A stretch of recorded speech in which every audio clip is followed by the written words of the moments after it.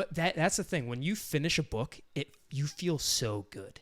Yeah. You feel like you're better than everybody else just for that next hour. Because you are. Because reading is a higher form of entertainment. See, you can lord it over other people that, I have read and you have not, peasant. This is a warning. You got to stop watching this channel if you're starting to get like that. This is phase 3. Yeah. And Endgame is coming.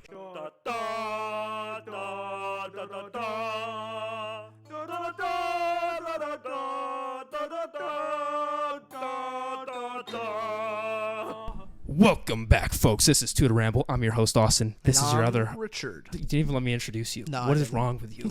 Come on now. So, Austin and Richard here. We are doing a book review again. This one's both spoiler-free and spoilers, though. So, first half of the video, maybe the first 10 minutes, will be spoiler-free and all systems read. Second half will be spoilers if you have read it. Yeah, and this book pitch review, we've actually both read it, so it'll be awesome. A lot more fun of a discussion. It will. We're going to have a good time. I'm so happy you're reading more. It's great. It is. It's great for me. So this book we actually covered in our most recent book club, where we talk about books every month with patrons. And so they actually influenced our opinion on some of this since we talked with them and whatnot. And shout out to Jangled, Raffle, Pledged, and Alex, who all helped us out and talked about this book with us. So this is going to be an interesting one. And would you say, how about you give a quick spoiler-free pitch to the folks there? Sure. Why should they read this book? And no spoilers, of course. All right. So, All Systems Read by Martha Wells is a 8-chapter novella following our neighborhood-friendly Murderbot, which is a robot that hacked its governor module to basically have free will. Now, this would seem like a problem to most people, but fortunately for humanity, Murderbot actually is very anxious of humans, and instead of murdering them, would rather watch sitcoms in his room and hates dealing with people. And so you get to deal with awkward Murderbot with awkward humans, have to come together and work together and get over their differences. And it really is a heart-wrenching punch sometimes in the story, because in 8 chapters it really gets you to fall in love with this just adorable robot that kills people, but it's adorable. Used to kill people, maybe, and maybe still does. Who knows? Yeah. So this, what you just said there, really gets a punch in your heart there. This packs a punch because it is 8 chapters long. You could read this in an afternoon. If you're Richie, if you're Richard here, you could read it in a couple seconds because he says he's read all of these books. No one really believes him. I've read most of them. There's definitely a couple on here which I bought and haven't gotten to Just yet. The covers are so sick. Like, we've not read Tress of the Emerald Sea yet, and but it's so it's beautiful. front and center. Oh, yeah. it's so also beautiful. Stephen King. I bought the box set, and we'll get there. It's so many. It's so many books. I have so many things to read. But that's the thing. When you finish a book, you feel so good.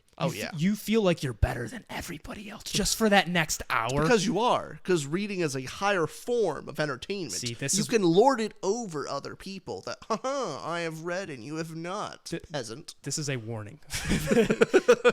You got to stop watching this channel if you're starting to get like that. This is phase 3. Yeah. And Endgame is coming. So you do really feel good after finishing a book. That's why I love novellas. And the biggest pitch for this, without even having the cool premise that it's a Murderbot who's anxious around humans, which is just a great premise. Mm-hmm. It's 8 chapters. Yeah. It's super quick, and you can read it in an afternoon, and you'll feel good. You'll be able to talk about it with people. And so, honestly, but we're not going to give spoilers yet, but you could read this, come back to the video for the spoiler section in like a couple hours. It's that quick of a book. It's really, really cool.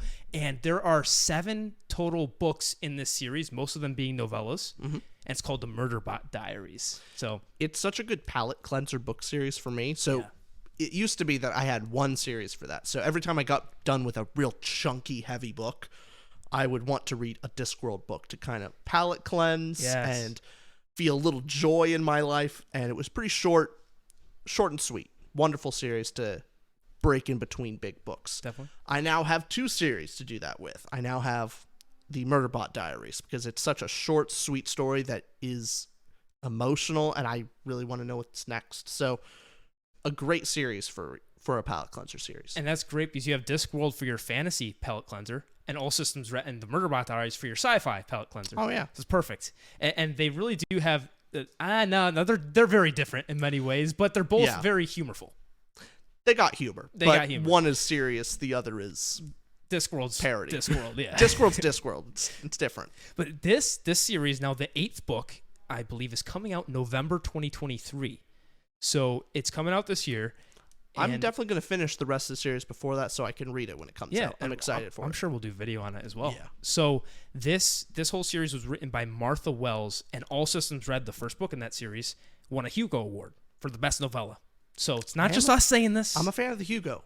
The Hugo has not led me wrong so far. So You've got Hyperion, Ender's Game. We got Emperor's Soul. and now All Systems Red. All Systems Red. Hugo, I guess, knows what they're doing. Although one of those books you mentioned, I'm not the biggest fan of. I'll let the people decide which one that was. But it was Hyperion. It was Hyperion. We'll have a video on it. Okay, well, let's not get into rambling. Yeah. Let's not be too to ramble. Let's focus. Okay, so that was spoiler-free summary. What is your spoiler-free rating for All Systems Red? What did you give this out of 10? So, out of 10, using our rating system, I gave it a 7.75 out of 10. That's a very good score. A very respectable score. And I gave All Systems Red an 8.5. Even more than me. Yes, even higher. And I'm the sci-fi guy of the two of us. Yeah. I love sci-fi. Yeah. I mean, I actually do prefer fantasy, but this one really got me. This was a very good 8.5. I don't give out 9s or 8s very much, but unless it's Sanderson. Unless it's Sanderson, of course, all the time 10s. But this was a really great book. Yeah. Really great novella. And with that being said, are you ready to get into spoilers? Let's get right into it. All right, I'm tired of holding myself back. Exactly. You know? Listen, go read the book. Go spend 2 hours and read the book and come right back, okay? This is spoiler section coming right now, and here's your warning over. All right, okay. right into the series. Let's do this. All right. Not series, just this book. Because we didn't read the whole series. Yeah. Just Murderbot. Or not Murderbot, just All Systems Red. God, we're so tangled. Yes. Anyway, let's start with emotional impact. What did you rate emotional impact? I gave emotional impact an 8.5 out of 10. That's higher than me. I gave it a 7.5. 7.5. And emotionally, we're off by a point. I guess we have the same emotions toward it. Mine are just elevated more. Yeah. But why did you give it a 7.5? So what was good about it and what kept it from going higher? First, what was good? Be positive. I know. I always like to start with negatives. Yeah, start out with positive. Negative Richard. Nancy. Come on. You're going to get a lot of positive Richard when Wheel of Time comes out. I'm going to be a Wheel of Time stand where I'm just defending it and ignoring all the faults. It's going to be great. I can't wait to rate one of the Wheel of Time books higher than you and still complain about it more. Just revenge. Revenge for everything you've done to me on this podcast. Oh, yeah. Well, the reason why I rated it fairly high as it is I actually laughed out loud a few times with the story, which, like, that's always a great time when you laugh out loud to a book. Yeah. That's normally harder to do than a movie or TV show. I also really... What was the funniest moment before you go on from that? What can you remember? Oh, I'm up there. Up there in the moments was when they were talking about all the humans found out that Murderbot was real and, like, he's sentient. And they're like, can you believe... Like, the computer here says that he's been watching sitcoms this entire time. Yeah. And no, there's no way he's been watching that. And then she makes some reference to the show. I think it was the other guy. One of the guys made... whoever it was. Whoever made a reference to a show, and Murderbot had... He was silent the whole time, but that he couldn't abide. He was like... That's incorrect. She would never do that. He really goes, that's an effing lie. That's an effing lie. And then it was really funny. Oh, God. I liked that. And honestly, it was small, but I loved when Murderbot was going through, like, actual commands. Like, okay. And then command was giving me this code and go blah, blah, and it started to go through the whole thing. And then eventually went, and blah, blah, blah. Yep.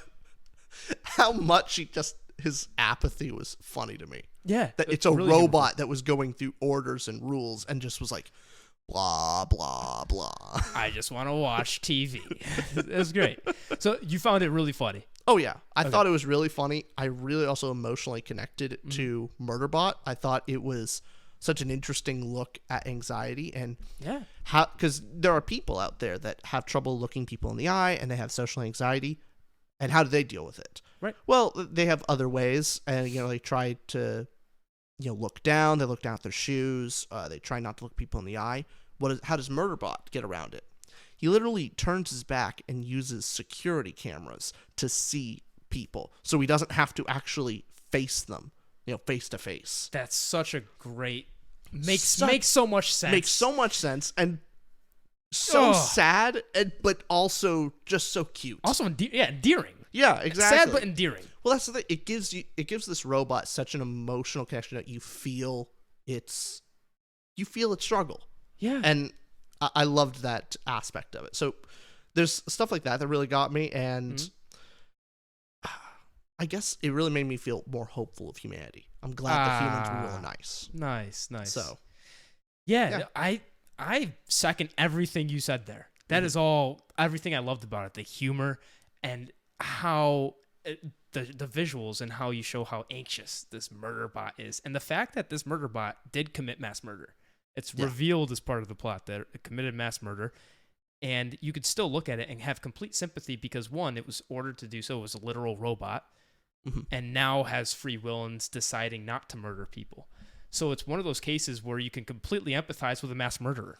Well, when we were talking with our patrons on the book club, we were working through one of the emotional aspects and that specific point on how in the book you don't emotionally connect with the other characters because the Murderbot is your point of view. Yep. And is it a negative that you don't have a lot of emotional connection to the side characters? Well, maybe not. Maybe that's kind of the point of the book, because the robot doesn't until the end. And I think a lot of that is he is ashamed. The fact that Murderbot, the reveal that not everyone calls them Murderbots, they're called something else. He calls himself Murderbot solely alone, which really shows what he thinks of himself. And that kind of self-loathing, and he feels guilty. Like, he definitely sees himself as like, no, I murdered those people. Such a great reveal. That was probably the best reveal of the book. Yep. Really, really made me think about it, and definitely put in perspective on why it's not just anxiety around humans. He feels guilt. So when talking humans face to face, he feels this sense of guilt and remembers all the other humans he killed. Yeah. And he doesn't want to connect with them, and a lot of it was if they see him as human. That's because it's one thing if the humans see him as a robot, then him doing all those terrible things was a robot going off. If they see him as human, then it's a humanoid being that killed all these people, which is way worse. Yep. So he doesn't want him to see it that way. Oh, absolutely. Really well said. You're talking like you gave the 8.5. I'm really impressed with that. That is, everything you said's completely perfect. Yeah. Seriously, I usually have something to say, and it's usually a joke at your expense. I won't even do that because I loved what you said so much. Seriously. Yeah. Yeah, absolutely agree with you. And I need to ask then, what keeps it from going higher? Because that seems like a lot of positivity. It's the other characters. That's ultimately where it comes down to. I did not care about really any of the other characters or the villains to a large degree. So if it was only emotional impact about Murderbot, yeah, probably a 9 or, a high 8, something like that. But the fact that I don't remember any of the other humans' names, the villains weren't particularly fearful or compelling, it drags it down a little bit, but it's still a very respectable 7.5. Hey, fair. And I guess the reason I gave it higher than you for that aspect is I think that's the point of the book. Yeah. That being the focal point, that the Murderbot is anxious and is not connected with the humans. And Mensa, the one character, when we get into I want to get into characters? Let's go right into it. Okay. So what'd you give it? Characters, I gave it an 8 out of 10. What'd you give characters? 7.25. 7.25. Okay. And I can kind of go on what we were just talking about there. You saw, I assume Murderbot is the best character. You attached them really, really well. Attached the AI really well. And then Mensa, the leader, I thought was also very well developed. I thought Mensa was fine, but I didn't think it was as well developed. So that's why the one human character that hypothetically we should actually attach ourselves to by the end, I was not particularly attached to. Okay. So that's probably why my character score is not as high as yours, and Got it. that kind of ties with emotional impact. Got it. I saw Mensa at the end. I thought I disagree with that. I think Mensa. Oh, I mean, I disagree with your feelings. It's a Yeah, minor thing. It's the difference between, like, it was good, yeah. but was it amazing or great? Gotcha. That's the only thing. I don't think it was done poorly. It's not bad. No. It's just the Could've been difference better. between good and great. Yeah, no, That's all it is. I get you, and I'm disagreeing with your feelings. Your feelings are Got wrong, it. of course. Not anything else other than your personal opinion, right? So, Oh yeah. So I thought why I found Mensa as more profound was the little inklings that Murderbot showed us from his perspective throughout the whole book of how competent she was, and that when he was shy and not wanting to talk to other people, Mensa was the first person to jump in and say something. Mm-hmm. And when there was even a cut scene, when the whole team gets a plan together and it's about the plan or whatever. So Mensa came up with the plan, and there was a scene where our Murderbot was away from them and going like, we'll see if it gets something. Forgetting the cut scene, but then cuts to him going, since Mensa made up the plan, it's going to work, or something like that. Just showing her competence was really cool. And then trickling in that she was this goes more into world building, but trickling in that she was a political leader was really neat. With Mensa, I like the trickle in factor that we slowly got connected to her. Whereas I thought it was good, but I just didn't personally connect to it as much. Gotcha. Is there any other character that stood out to you? Because I know the main other one would be the guy that started with a G, not Gunther, but I can't think of his name. He had a complicated name, but he actually did stick out to a little bit to me. I thought it not on a character level, but more on a world building level. That Okay. His character, he was the android human. He's not a robot, but he's not a human. He's an augmented human. And I just kept thinking to myself when he was introduced, like, what is the functional difference between Murderbot and this augmented human? Gotcha. There's not that much of a difference. That's the more tricky thing. Yeah. And so, world building wise, he added a lot to it and Okay. made me think. But character wise, Got it. And I guess my higher character score, the book's obviously focusing on Murderbot and not on, like, the villains are literally called Blue, Yellow. They're not even named. They're kind of just there for the plot. Yeah. And in 8 chapters, again, I'm giving a lot of credence to the fact that this is packing the punch in 8 chapters. I don't expect full character arc or a villain backstory and whatnot. It's mainly, do they serve the book's purpose? And I think absolutely. And with one of the Mensa scenes, why I liked Mensa so much is there's how the Murderbot scene you're talking about, where he's super shy, and has these DMs with Mensa while everybody else is talking. Is direct messaging Mensa, talking about stuff, and they're kind of she's smiling as everybody else is bickering or talking about something, but they're having their own conversation. It's just really neat as well, kind of building that. And the little things that you're able to do in the sci-fi world, what Martha Wells does really well, is everything makes sense with what the capability of the technology, and it adds to what the characters would do, and it adds to my overall emotion to it, because I'm constantly going, oh yeah, yes, that's exactly how this would go. So what do you think? Want to go into plot? Yeah, let's go right into it. All right, what did you rate plot? I gave this one the higher score of a 7.75. Still not breaking that 8? Okay. I gave it the 8.75. Oh, wow. Very high. Yes. Is that because of how tight it was without the fluff? 8 chapters, no fluff, got right to the point with the plot, packed a punch. I mean, it doesn't breach the 9 for me just because the ending, I think, went a little quick. The ending didn't make me go, ooh. It didn't give me an gut-wrenching feeling. But constantly, from start to finish, plot was smooth. It didn't go too far. I really like this as well. We should talk this in characters. But I really liked that the whole friend group was actually friends. The whole scientist group. There wasn't any well, there was some potential drama there, but it was regular friend drama. It just wasn't. Yeah, regular stuff. The Murderbot, the Murderbot even said, all my previous ones, they weren't really friends. He reflected on that and went, this group, they're actually friends. Yeah, which was cool. But really packed a punch. I think I give a lot of credence since it's 8 chapters long. What would you say, plot-wise? The main thing I have to push on it is how tight it is. Yep. That's why I give it such a high score that it is. It does a great balance between character moments and action, and the pacing of it is well done. It does most things at the same time. There's not too many like just character moments where they sit around and talk. Normally it's carrying the plot along as well as developing a character, which is good. Right. It's what it has to do. It's so short. Also, the action was uniquely fun.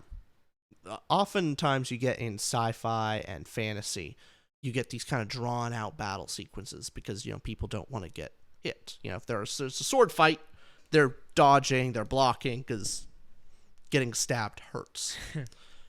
But in this book, because 90% of their body can be basically fixed and regenerated, how does a Murderbot fight?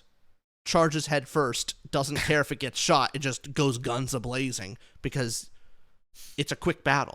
Like, whoever kills the other quicker wins. It's a race to the bottom.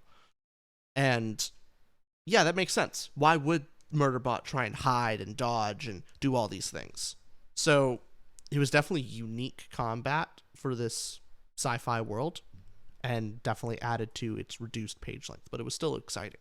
Yeah, very exciting. And I'd say as well with the Murderbot and its battle sequences, I really like the recovery sequences as well. How the recharge and how the Murderbot... this goes more into prose, which we can get into. Yeah. But plot-wise as well, the hell sabotage, that at first we don't know if it's one of the scientists sabotaging or if it's the villains in the beginning. We don't know about this, the Doubtfall group. And so figuring out throughout the plot, I think, was so well done that you think it's going one direction. My initial thought was, hey, one of the people that we were introduced to is sabotaging the group, and they have some ulterior motives. It's political or something. I thought that's where it was going. But it turned out it was more of a simple, I don't mean that in a demeaning way, but just a, hey, they're all on the same team. It turns out it's this other group of people, but it did a good job at leading me on and keeping those options open so that it could have gone either way and made total sense. And the fact that it did go that other direction made sense and was interesting because then we're wondering, wait, why'd they kill off this other group? What's going on? And why is the mapping have errors? So it's really kind of a murder mystery aspect to it. Maybe not if murder mystery is the right word, but it did have that. It had that aspect in the beginning, and then afterwards it became more like, okay, yeah, we now know who the enemy is. Let's survive. So, and it cut that up perfectly. Where I think it was chapter 4 or 5, you figure that out. So half the book's mystery, then we know what it is. Now we got to figure out how to solve this. Super quick, and I love that about it. But dialogue prose, unless you want anything else on plot. No, that's fine. Let's go right into it. Dialogue prose. What'd you rate it out of 10? I gave it an 8.25. Highest yet. Highest yet. Good day, sir. I like that. I gave it an 8.75. What'd you like so much about it? All the characters sound unique without their... like, you could remove the Murderbot said or Menza said. You could just have their dialogue, and you know exactly who's talking. Totally. Because they all have a unique way of talking. Yep. That's really hard to do. And I loved that aspect of it. The dialogue was great on placing you in the location, gave you a great sense of time and space. And I think it described things perfectly well without being, just overindulgent with it, kind of like with Dune. Dune goes really into descriptions, probably a little too much. This one, it doesn't have that luxury. So definitely a real great writing in prose. Absolutely. And the whole time, I don't know if you agree with this, I think you do, the whole time it felt like an actual robot was writing this while also being relatable. Yeah. I mean, all the prose. Yeah, it's a Murderbot diary. Yeah. And it was such a great mix of, it's still a robot, but also this is a robot has gained sentience. So it's a little different. It operates a little different. Somewhere between robot and human. Yeah. To where it operates. So, yeah, it was correct. All that prose did a really good job at grabbing me that, hey, the suspension of disbelief, I didn't even need to suspend disbelief because I believed this was an actual robot writing it. Martha Wells did that good of a job. Even the little things of Murderbot talking to themselves, thinking, oh, she looked at me for what I objectively knew was 2.4 seconds. How typically in a book you see, oh, it felt like hours. So the Murderbot would actually say, they looked at me for what felt like hours, but I objectively knew was 2.83 seconds. Having those little things of, oh yeah, a robot does know those things, so you wouldn't have the kind of the human emotion to where something feels long, but the robot still knows exactly these exact things. And yeah, just really, really well done. And humor's a big aspect with the prose, and character voice, like you said, couldn't agree more. Is there anything about the prose that you didn't like, or? Nothing that I didn't like, but not all the jokes were laugh out loud funny. In pure writing terms, I don't think it was well paced and did a lot of things in very short dialogue, but it didn't do a lot of layering, which is mostly what I would say is like the tens type thing, where you push world building, plot, characters, and also you get a good emotion out of someone. If you do all that in about the same line, or in the same scene, that's what is the 10 prose. It juggled a few things, but it didn't do all that. Got it. And I should have mentioned this in a previous part, but the Murderbot fast forwarding through a sex scene on the Entertainment Channel, just stuff like that, little things. And I know that's not more prose, that's probably more character, but just made sense of like, robots grossed at like, ugh, gross. Gross human bits. let's fast forward through all that. Constantly makes sense from the robots. World building / magic system. What did you rate that for? An 8 out of 10. 8 out of 10? 8 out of 10. Such a strong world building done in 8 chapters. I know we keep harping back on it. Yeah. Sorry, but it is impressive. It is. I gave it an 8.5. An 8.5, yeah. So why'd you give it the 8? Well, it still makes me think about it. I sometimes think about, is this how AI would react? All right. How would what's the difference between an augmented human and a robot at this point? And I think it gives a perfect description of what the world is like. It leans into the typical sci-fi stuff. Like, it doesn't feel unique in its sci-fi. Like, I think there are other sci-fi worlds that are very similar. Not like Dune. Dune is a unique sci-fi, but this feels like typical sci-fi, but it does really well in showing culture. So the different humans have different romantic standards. So like, it was mentioned several times how polygamy is fairly common in humans now, which in sci-fi certainly believable, but adds a more realistic aspect to it. When Murderbot's on the kind of planet satellite station and walks around, you really get a feel of how he blends into the world and how he looks just like an augmented human. People can't really tell the difference if he's not wearing his armor. Great world building to show how the world works. I loved the company and how it's such a I know this sounds negative, but like, it's such a standard sci-fi corporation. Just the big looming corporation that only thinks about money and is gonna kill people and shove them under the rug, all to make a few extra bucks. And they're always cheap. Like, people never get the good stuff out of them. They always get the dregs. The Murderbot even says the company records everything to the sec unit. No, they don't admit to that. Yes, everybody knows it. No, there's nothing we can do about it. Yeah. There's a really simple line that goes, yeah, that covers it all. You got boom, boom, boom. Okay, understood. Mm-hmm. So I personally enjoy sci-fi worlds more because it really, after the book is done, I think about it a lot. I do prefer fantasy worlds, but this one did it for me. Mm-hmm. This covered and even left the intrigue by the end of the book. I was super interested at the larger scope of things, of Mensa's political faction that she's ahead of, and why the company is going on this particular planet, the archaeological dig, finding out more about the world itself.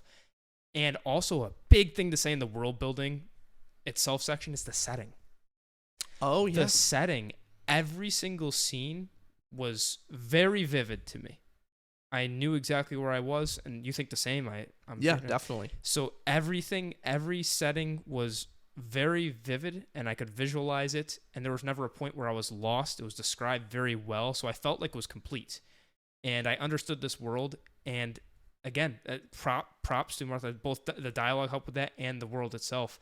So the Murderbot being described was really cool as well.